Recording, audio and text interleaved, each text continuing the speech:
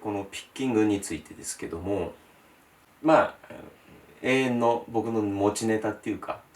僕が渋谷のとあるライブハウスで、機材をかたしてた時に、同じ楽屋の対バンの人がいて、でその対バンの人のお友達がこう2人でこう喋ってるのを、僕は片付けながらなんか軽く耳に入ってきた言葉があって「なあなあなあ、ジョンってピッキング強いらしいよ。マジで」僕のネタがあります。ピッキングね、その時までこう強いとか弱いとかってあんまり考えたことは基本的にはないんですけども、やっぱり右手で弦を当てて、こっちで押さえて弾くっていう、一番ベーシックな最初に音を出すっていうところで一番重要なところですね。なのでちょっと改めていろいろ考えてたんですけども、もう本当にこれはもう難しいっていうか、強いのか弱いかっていうのももちろんすごく重要なのかな。やっぱり強く弾けるってことと、あと弱く弾けるってことのこの幅の大きさっていうのは重要な意識してるところではあるんですけども、どのくらい強ければいいのかみたいなところっていうのはなかなかね、人それぞれですよね。あと速い遅いっていうのもありますよね。昔は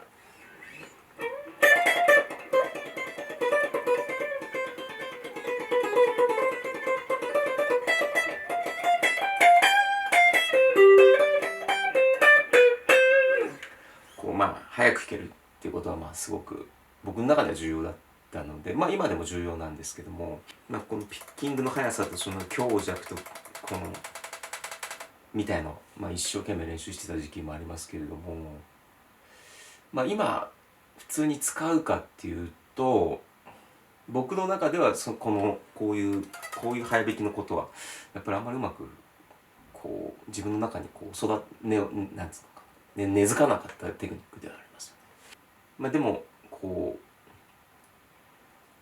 練習しといてよかったなとは思います。早く弾ける、弾けてるかどうかってのはまた置いといてですよ。この早弾きをするという、イメージが僕の中に演奏中にあるっていうことがすごい重要だなと思ってるんですけども、それもやっぱピッキングであったり、これは本当に難しいですよね。一口でここだけを切って語るっていうのはね、本当に人によって全く違うんですよ。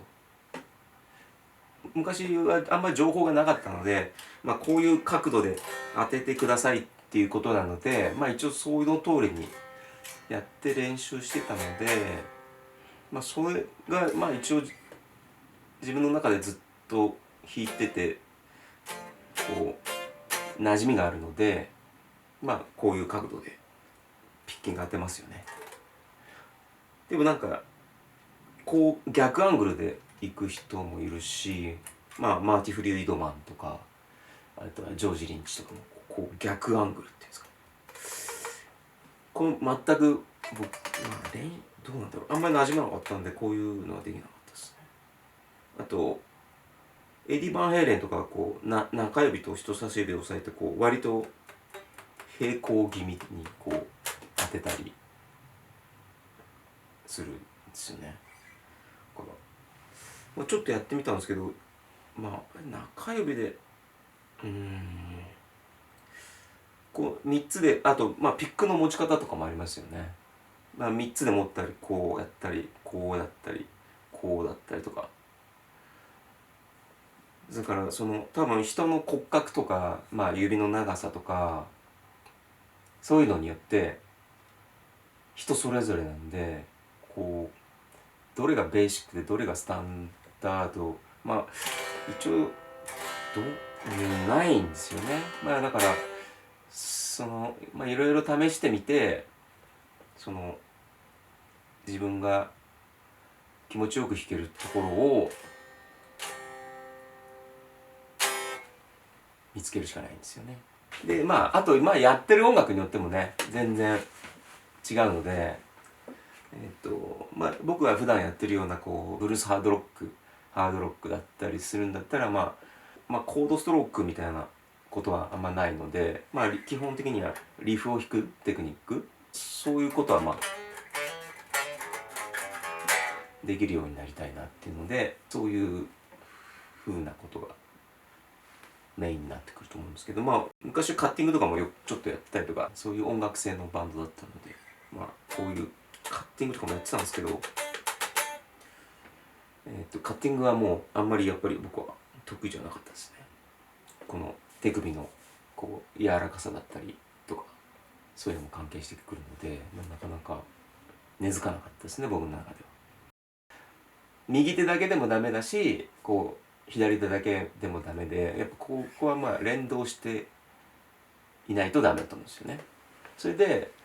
連動してるってことは音が弾いて出て、それをこう耳で聞いて脳が反応してまた次に行くみたいな、この一連の流れで出していかないと、指のなんだろうな、どっちかの指の中の流れだけで弾いていてはこう消化しきれてないっていう風に僕には聞こえてしまうので、そんなに焦らないでゆっくりとこう練習して、それがこう弾けるようになってからだんだんこう速くしていくっていう。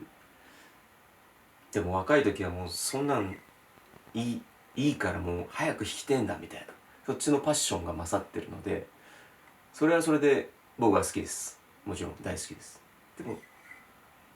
ベーシックはやっぱりこうゆっくりで弾けて、そこからこうだんだん速くしていくっていうのが基本なのかなと思います。よりこう連動していくっていうのかな。メタリカの人がピッキング強い、あれが最高なんだっていうので、みんなこうダウンピッキングでこうひたすらこうみたいな、僕もやってみたんですけど、それほどダウンピッキングはこれだけの練習だと強いダウンピッキングができたなみたいな記憶は体感としてもなくて、筋力のことなので、ここもそうだし、ここもそうだし、ここもそうだし、全身を使ってるので、単純に筋トレをしたり簡単なエクササイズ、そういう筋トレのエクササイズ、全身のやつをやっていると、やっぱりこうなんだろう、筋肉が刺激せ合って連動されていくので、体感、その自分の感覚として全然弾けてるわみたいな風になりますね。なのでその腕立て伏せとかだったら結構手首にストレスがこう負担かかっちゃうこともあると思うので、あんまりやりすぎみたいなトゥーマッチなのはあれなんだろうけど、例えば懸垂できなくても1分ぶら下がってるだけでも握力すごいつくし、それでギター握るとこうすごくなんつうの、こう力のコントロールができるので、そういうそうだなと、そういうことなんだなって自分でも実感したので、ベーシックな筋力をムキムキになる必要はないけれども、筋力アップっていうのはやっぱこうピッキングとかその連動性にはすごい有効だなと思いますので、普通に筋力アップするってことはギターに弾くってことも単純にすごくいいいいと思いますので、ぜひやってみてください。じゃあ最後に簡単に僕が普段やってる練習方法を紹介して終わります。まずは簡単なコードストローク。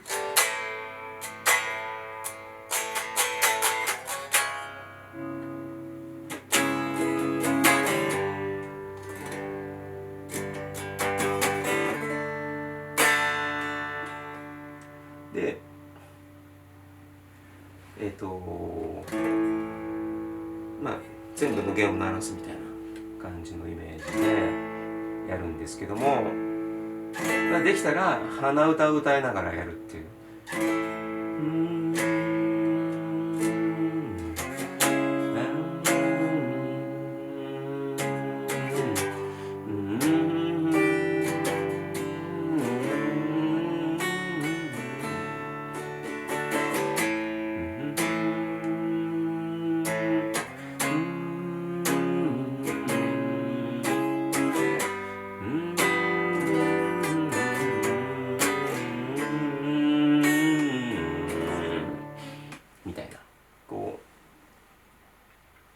これと鼻歌と連動させていくっていう、こ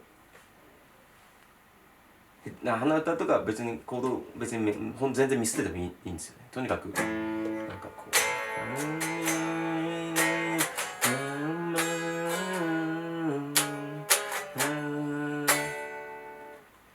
こういう感じの、自分の好きな曲をこうコードとして簡単にやってって、しかもその歌ギターだけを弾くんじゃなくて鼻歌で歌いながら、これはすごくいい練習だと思います。ギター弾くだけじゃなくて楽曲として捉えるみたいなことはすごい重要だと思います。それと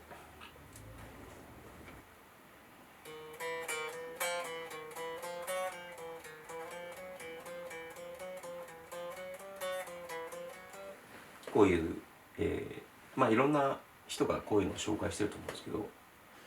僕が一番気に入ったのは、友藤田っていう人が練習で教えてた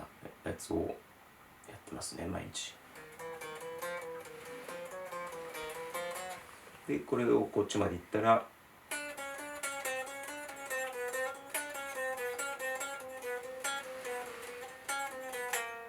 これこっちに戻ってくるって。年取ってくるとやっぱりこうなんですかね、こうやっぱり筋肉が硬くなるっていう感じなのか、昔ほどのそのあれがなくなるので、こう若い時は本当この練習嫌いだったんですけどね、こうやってなんか毎日やれみたいなことでも今はすごいこう早くなくていいのでゆっくりでいいので、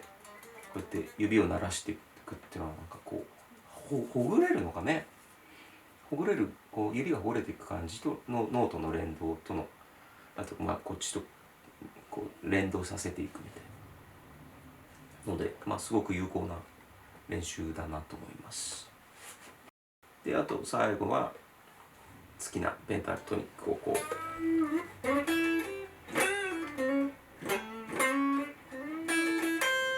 弾いて、